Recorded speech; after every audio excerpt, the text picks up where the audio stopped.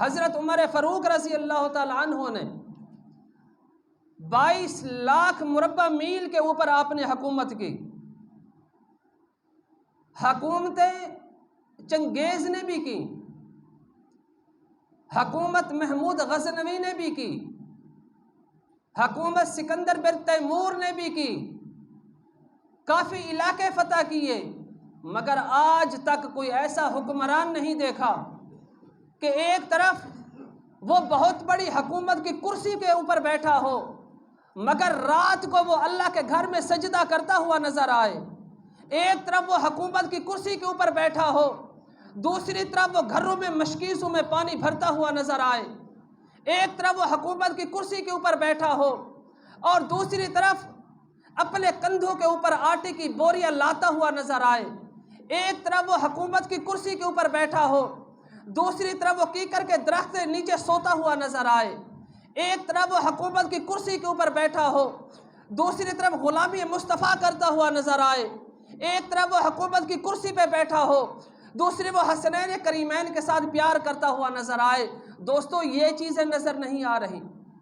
حکومت حق نے کی، حکومت ہر کسی نے کی، مگر حضرت عمر فاروق رضی اللہ تعالی عنہ آپ وہ جلیل القدر صحابی ہیں، آپ وہ جلیل القدر غلام مصطفیٰ ہیں۔ ایک مرتبہ ایک بوڑھی عورت بیٹھی ہوئی تھی، آپ ان کے پاس پہنچ گئے۔ آگے کیا دیکھتے ہیں کہ پانی ہے وہ ابل رہا ہے، پانی ابل رہا ہے۔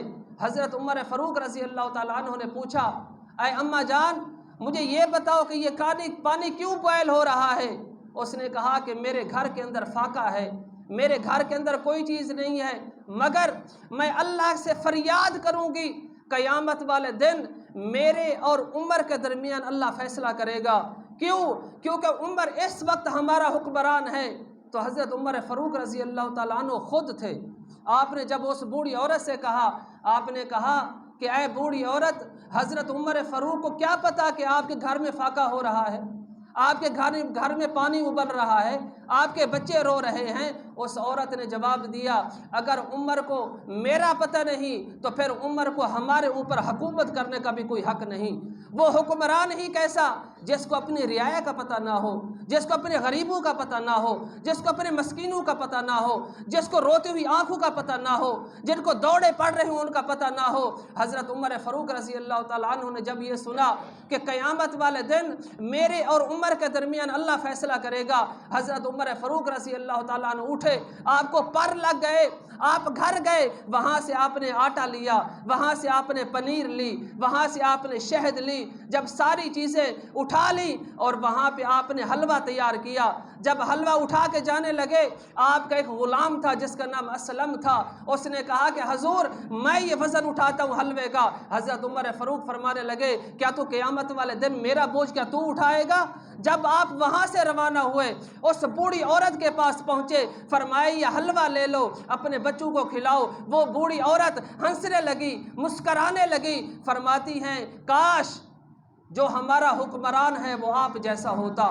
وہ حضرت عمر فاروق خود تھے جو اتنی خدمت کر رہے تھے، حلوہ خود بنا بنا کے دے رہے تھے، مگر افسوس کہ انہوں نے یہ نہیں کہا کہ میں عمر ہوں۔ اگر آج کی حکومت اگر غریب کو 2000 دے دے، وہ علل اعلان کرتی پھرتی ہے کہ ہم نے 2000 دینا ہے، ہم نے یہ کر دیا، ہم نے یہ کر دیا۔ اور اس کے بعد آپ نے اس بوڑھی عورت کو کہا کہ اے بوڑھی عورت، کل تم جب حضرت عمر فاروق رضی اللہ تعالیٰ عنہ کے پاس جاؤ گی، حضرت عمر فاروق کے پاس بھی مجھے پاؤ گی۔ وہ عمر جو جب مجاہدین جاتے تھے جہاد کرنے کے لیے، حضرت عمر فاروق رضی اللہ تعالیٰ عنہ گھروں میں چلے جاتے تھے۔ جب گھر جاتے تھے ان کی بیویوں کو ملتے تھے، ان کی ماؤں کو ملتے تھے، کہتے تھے مجھے پتا ہے کہ آپ کا خامن جہاد کے لیے گیا ہوا ہے، آپ کو سبزی کی ضرورت ہوگی، آپ کو دالوں کی ضرورت ہوگی، آپ کو آٹے کی ضرورت ہوگی۔ عمر جس کی حکومت 22 لاکھ مربع میل کے اوپر ہے، پیارے مصطفیٰ کا غلام آپ کے سامنے حاضر ہے۔ ان کی ماؤں کے پاس آپ جاتے تھے، کہتے تھے آپ نے خط لکھنا ہے، آپ بوڑھی ہیں، آپ کمزور ہیں، آپ ناتوان ہیں، اگر آپ چاہتی ہیں کہ اپنے بیٹے کو خط لکھوں، عمر فاروق آپ کے لیے حاضر ہے۔ عمر فاروق قلم کے ساتھ خط لکھے گا، تو انہیں صرف اپنے الفاظ کہنے ہیں۔ وہ عمر جب آپ کا وصال ہوتا ہے، وہ عمر جس کے بارے میں میرے مصطفیٰ کریم نے پہلے ہی بشارت دے دی کہ میرا عمر شہید ہوگا۔ روایات کا سہارا لیتے ہیں۔ حضور علیہ السلام ایک مرتبہ جبل احد کے اوپر تشریف لے گئے۔ جبل احد کے اوپر کھڑے ہوئے تھے، اس وقت حضرت عثمان غنی رضی اللہ تعالیٰ عنہ بھی موجود تھے، حضرت عمر فاروق رضی اللہ تعالیٰ عنہ بھی موجود تھے، حضرت ابوبکر صدیق رضی اللہ تعالیٰ عنہ بھی موجود تھے۔ اس وقت جب یہ تین ہستیاں میرے مصطفیٰ کے ساتھ ساتھ تھیں اور جبل احد کے اوپر کھڑی ہوئی تھیں، جب یہ تین ہستیاں اور میرے مصطفیٰ جبل احد پہ تھے تو جبل احد کے اندر خوشی آ گئی، جبل احد بھی جوش میں آ گیا، جبل احد بھی جذبے میں آ گیا کہ میرے اوپر رحمت للعالمین کھڑے ہیں، میرے اوپر صدیق کھڑا ہے، میرے اوپر ذوالنورین کھڑا ہے، میرے اوپر عمر شہید کھڑا ہے۔ جب وہ حالت جنبش میں آئے، اس وقت میرے مصطفیٰ نے فرمایا، اے جبل احد، میں سمجھتا ہوں کہ تو پتھر ہے، مگر پتھروں کو بھی حیا تھا کہ یہ مصطفیٰ ہے، یہ ابوبکر ہے، یہ عثمان ہے، یہ عمر ہے۔ فرمایا، اے جبل احد رک جا، تجھے پتہ نہیں کہ تیرے اوپر ایک صدیق کھڑا ہے، دو شہید کھڑے ہیں۔ تو جب حضرت عمر فاروق رضی اللہ تعالیٰ عنہ بیمار ہوئے، 26 ذی الحج کو آپ کو نماز کے اندر خنجر مارا گیا، یکم محرم کو آپ کو شہادت نصیب ہوئی۔ کیوں؟ کیونکہ وہ عمر تھا جو میرے مصطفیٰ کے پاس غلام بن کے آیا تھا، آج بھی میرے مصطفیٰ کے پاس ہے۔ پتہ کیا چلا؟ اپنے بیٹے کو بلایا، فرمایا، اے عبداللہ بن عمر، حضرت عائشہ صدیقہ رضی اللہ تعالیٰ عنہ کے پاس جاؤ اور میرا پیغام لے کے جاؤ اور یہی کہو کہ میرے ابو عمر بن خطاب رضی اللہ تعالیٰ عنہ کہہ رہے ہیں، ان کو امیر المؤمنین نہ کہنا کیونکہ اب میں امیر المؤمنین نہیں رہا، ان کو یہی کہنا کہ عمر کہہ رہا ہے کہ جب میرا وصال ہو جائے، میری چاہت ہے کہ مجھے محمد مصطفیٰ صلی اللہ علیہ وسلم کے قدموں میں دفن کیا جائے۔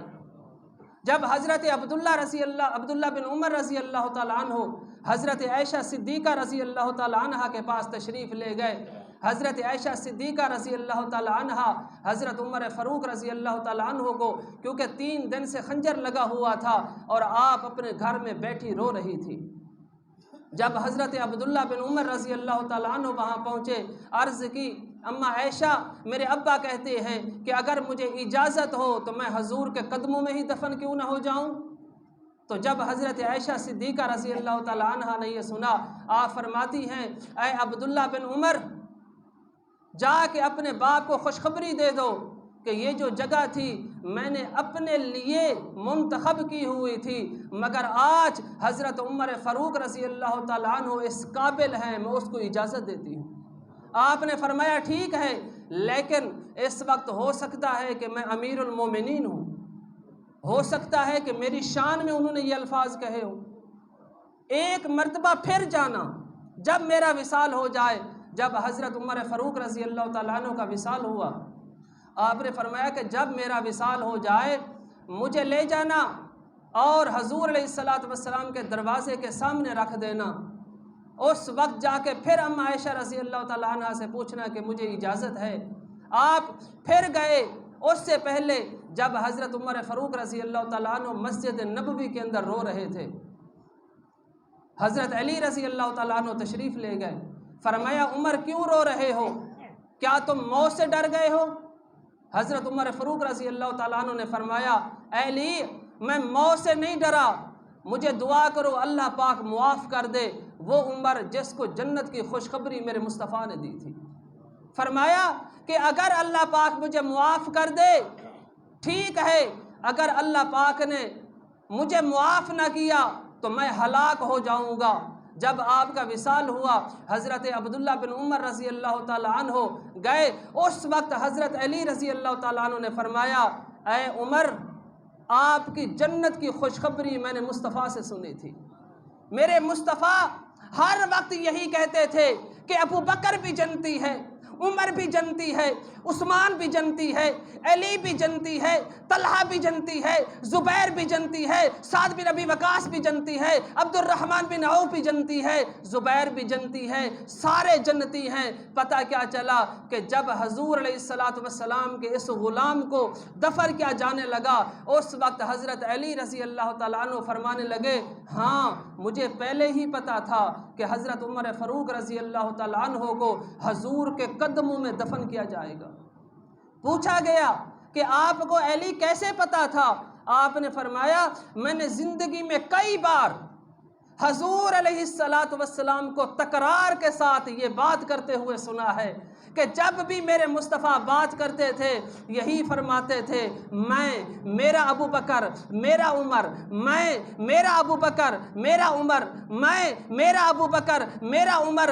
اس وقت میں حضور علیہ السلام کی اس گفتگو سے سمجھ گیا تھا کہ جب عمر شہید ہوگا تو میرے مصطفیٰ کے قدموں میں ہوگا۔ کیونکہ میرے مصطفیٰ فرما گئے تھے اے ابو بکر تو میرے لیے ایسے ہے جیسے ابراہیم ہے، اے عمر تو میرے لیے ایسے ہے جیسے نوح ہے، اے ابو بکر تو میرے لیے ایسے ہے جیسے عیسیٰ ہے، اے عمر تو میرے لیے ایسے ہے جیسے موسیٰ ہے۔ پتہ کیا چلا کہ جو حضور علیہ السلام کی غلامی میں آ جائے، میرا عمر آیا اس کو میرا مصطفیٰ نصیب ہو گیا، اس کو اسلام نصیب ہو گیا، اس کو دین نصیب ہو گیا، اس کو میرے مصطفیٰ کا گھر نصیب ہو گیا، اس کو روضۃ الجنہ نصیب ہوئی، اس کو میرے مصطفیٰ کے قدم نصیب ہوئے۔ لوگوں میری مصطفیٰ کی طرف جاؤ پھر دنیا کی طرف نہ آؤ۔ اگر غلامی کرنی ہے تو مصطفیٰ سے پوری کرو جیسے غلامی میرے عمر نے کی۔ اسی وجہ سے میرے مصطفیٰ نے فرمایا تھا اگر میرے بعد کوئی نبی ہوتا تو عمر ہوتا۔ لوگوں دین کے لیے پیسہ ہو، دین کے لیے عزت ہو، دین کے لیے جاہ و جلال ہو، دین کے لیے سب کچھ خرچ کر لیا کرو۔ یہ اللہ کے گھر، یہ کنسٹرکشن، یہ سارے کام یہ اللہ کے ہیں، اللہ نے آپ کو بھیجا ہے، اس میں مدد کرتے رہا کریں۔ کیا پتا کہ رب غفور اپنے فضل و کرم میں آئے تو ہمیں بخش دے۔ اللہ پاک ہمیں حضور علیہ السلام کی غلامی نصیب فرمائے۔ آمین۔ وآخر دعوانا ان الحمد للہ رب العالمین۔